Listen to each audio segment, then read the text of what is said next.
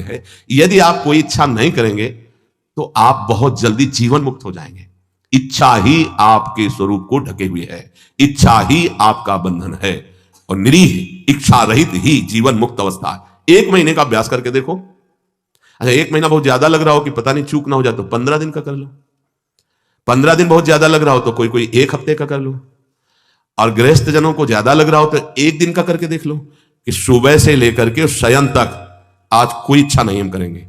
अगर इच्छा होगी भी तो व्यक्त नहीं करेंगे। 1 दिन करो। विरक्त के लिए 1 महीना, नए साधक के लिए 15 दिन, बहुत नए साधक के लिए 1 हफ्ता, गृहस्थ के लिए 1 दिन और 1 हफ्ता। देखो ना करके क्या बिगड़ जाएगा। आज सुबह से शाम तक कोई इच्छा प्रकट नहीं करेंगे। हृदय में होगी तो उसको वहीं दबा देंगे, वाणी से नहीं बोलेंगे। देख लो, इच्छा नहीं। 1 दिन करके देखो गृहस्थी, और 1 महीने अच्छे साधक, ये जीवन की धारा बदल जाएगी। जीवन की धारा, आप विरक्त हैं, आपके लिए कोई कर्तव्य नहीं, जीवन की धारा बदल जाएगी। बस कट्टरता पूर्वक एक बार इस बात पे आना कि नहीं बोलना।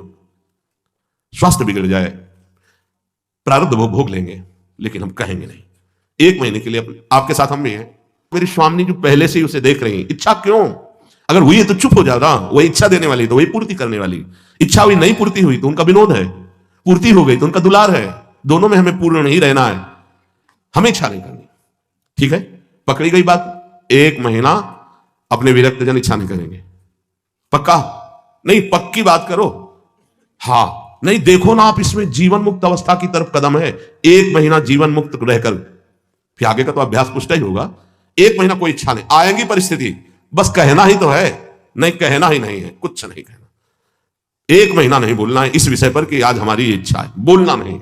आगे चले, पक्का।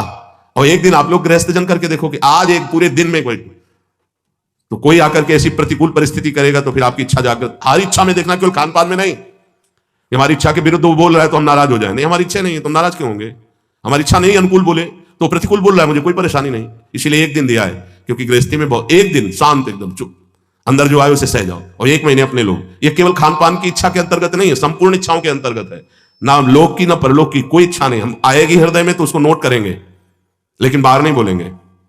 और उस इच्छा की छानबीन करेंगे, ये इच्छा क्यों आई है, किस गलती से आई है, या किस कमी के कारण आई।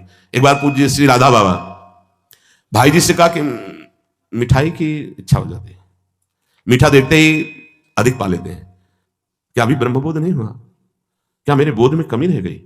भाई जी ने कहा नहीं। तो उनका फिर इच्छा क्यों, उनका शरीर में कमी है आपके, जिस पदार्थ की, उस शरीर मांगेगा, उसको दे देना है।